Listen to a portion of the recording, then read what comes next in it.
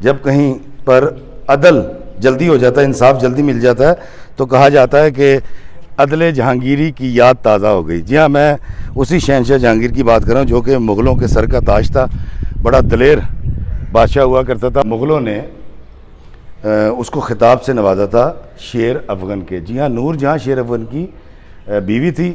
مغلوں کے دور میں یہاں پر انصاف کی فراوانی تھی اور لوگ بہت خوش تھے، شور اٹھا کے شیر آ گیا، شیر آ گیا۔ السلام علیکم میرے عزیزو قارئ، میرے عزیزو، میں افتخار افتی پیارے پاکستان کے سٹی آف لو لاہور سے آج موجود ہوں شادرہ میں، اور یہ دیکھیں پل بننے کے بعد شادرہ کا یہ ٹریفک کا فلو بڑا اچھا ہو گیا، لیکن میں یہاں پر جا رہا ہوں آج نور جہاں کے مقبرے پہ، اور پھر وہاں سے جاؤں گا جہانگیر کے مقبرے پہ۔ لیکن جب میری یہاں چنگچی والوں سے بات ہوئی ہے تو ان کا یہ کہنا ہے کہ ہم آپ کو لے تو جائیں گے، لیکن چونکہ یہ ون وے ہے اور یہ کہتے ہیں کہ ہم اس طرف سے لے کر جائیں گے آپ کو، اور وہاں سے جی ٹی روڈ آ رہا ہے، تو میں نے ان سے گزارش کی ہے کہ اگر ہم اوپر سے جائیں اور پھر گھوم کے آئیں واپس مقبرے کی طرف تو کتنے پیسے لیں گے؟ تو تاڑی یہ کلیاں تانوں لے کے جانا ہوئے نور جہاں دے مقبرے تے کتنے پیسے لو گے؟ سر سواری ہے 40 روپے، ٹھیک ہے؟ میں کلے نہیں جانا؟ ہاں جی، تہاڈے کو بنے گا 300 روپیہ لان گے ایتھوں جی۔ ایتھوں کنے کلو میٹر ہے گا؟ یہ میرے حساب نال 2-3 کلو میٹر ہے۔ 2 کلو میٹر ہے؟ ہاں جی، 2 کلو میٹر سے کنے پیسے بنے؟ 300 روپیہ لان گے بھائی۔ 300 روپے تو جائیں گا بھی ون وے؟ ہاں جی، ہاں جی، بالکل ادھر ون وے جاندے نے۔ تھینک یو دوستو، آپ نے سنا کہ یہاں سے صرف 2 کلو میٹر ہے مقبرہ نور جہاں کا، اور یہ مجھے کہہ رہے ہیں کہ یہ مجھ سے لیں گے 300 روپے، اور جائیں گے بھی اس طرف، یعنی ون وے کاٹ کے جائیں گے، اس طرف سے یہ چنگچی لے کر جائیں گے۔ یہ یہاں کا ایک سلسلہ ہے، یہ لوگ ایسے ہی جاتے ہیں۔ تو چلیں، روزہ ہے تو کیا ہوا، چلیں میں آپ پیدل چلتا ہوں، پیسے نہیں بچا رہے، لیکن ویسے ہی میرا خیال ہے کہ مجھے تھوڑا سا پیدل چلنا چاہیے، تو زیادہ روزہ لگے گا تو کیا ہوگا، آئے چلتے ہیں۔ دوستو میرے پیچھے جو آپ دیکھ رہے ہیں یہ انٹرس ہے ملکہ ہندوستان نور جہاں کے مزار کی، اور یہ دیکھیں یہ انڈر پاس ہے، یہ دیکھیں شادرہ کا، اور میں اس طرف جاؤں گا۔ یہ دیکھیے، اور میں نے ٹکٹس لیے ہیں جی، یہ دیکھیں 20 روپے کا ٹکٹ ہے، میرے ساتھ میرا ایک دوست بھی ہے۔ تو یہ جب ہم داخل ہوئے ہیں تو یہ دیکھیں یہ کتنا مزے سے آرام کر رہا ہے ٹھنڈے فرش کے اوپر، تھک گیا ہوگا بیچارہ۔ تو دوستو یہاں پر یہاں کے عملے نے مجھے پہچان بھی لیا اور محبت کا اظہار بھی کیا ہے، اور میں اس وقت داخل ہو چکا ہوں نور جہاں کے مقبرے میں۔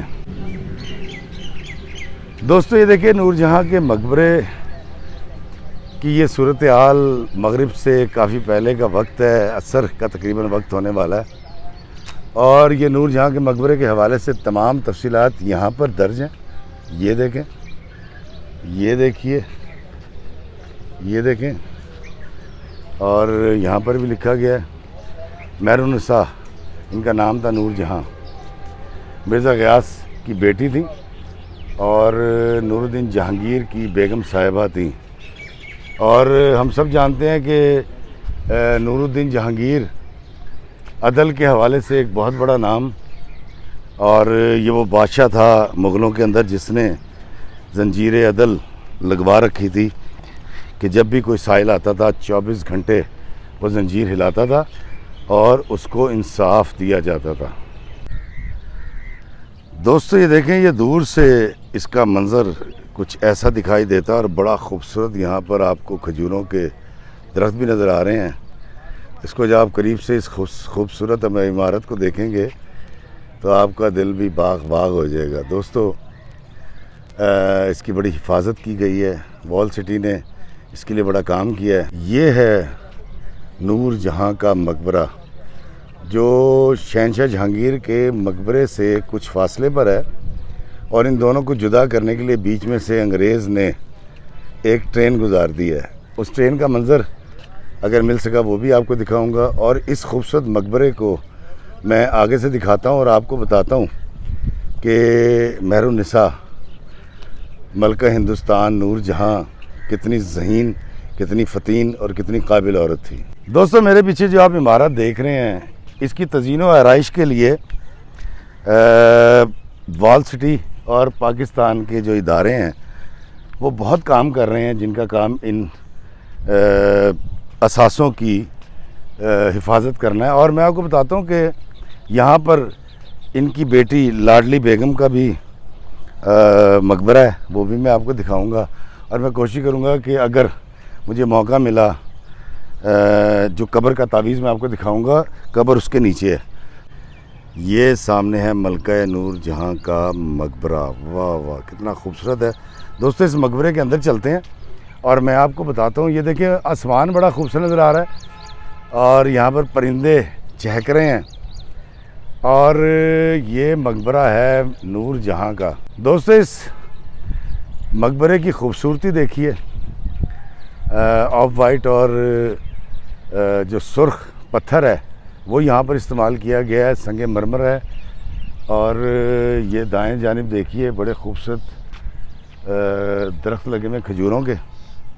اور جب ہم اس طرف دیکھتے ہیں تو یہ سیڑھیاں ہیں, پھر چبوترا ہے, پھر اس کے اوپر سیڑھیاں. اور یہ دیکھیے نہایت دیدہ زیب خوبصورت آرکیٹیکچر ہے مغلوں کے دور کا.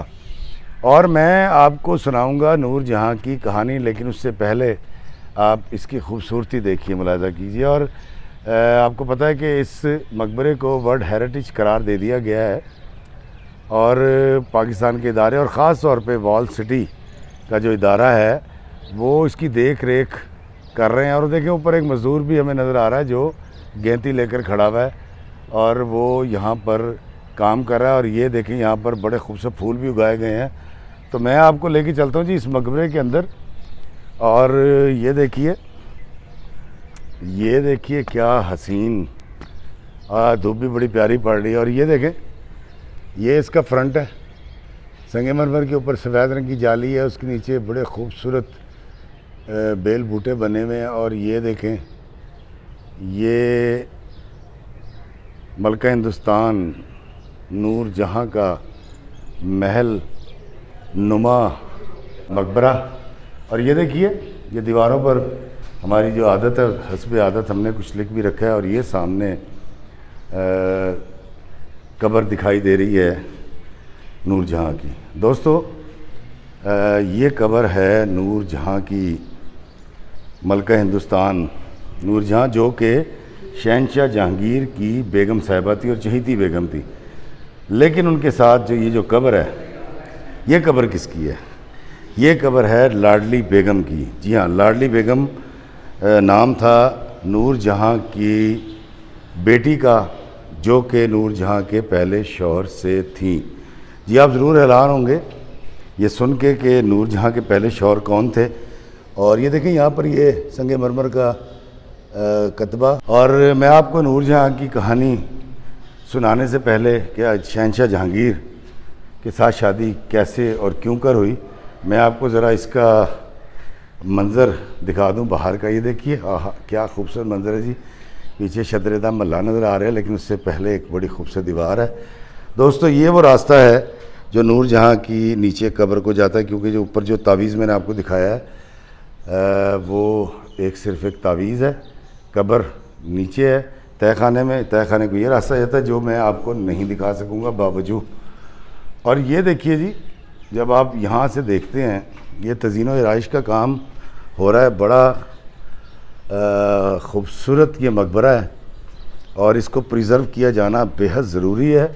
اس کی وجہ یہ ہے کہ دنیا بھر میں جہاں بھی جاتا ہوں وہاں میں جب دیکھتا ہوں تو انہوں نے اپنے تمام اثاثوں کو پریزرو کر رکھا ہے.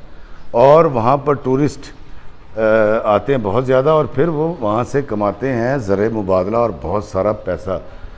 تو یہ نور جہاں کا مقبرہ میں آپ کو دکھا رہا ہوں. سامنے چوکی سورج ہے, تو میں ذرا تھوڑا سا اینگل بدل لوں تاکہ صاف نظر آ سکے.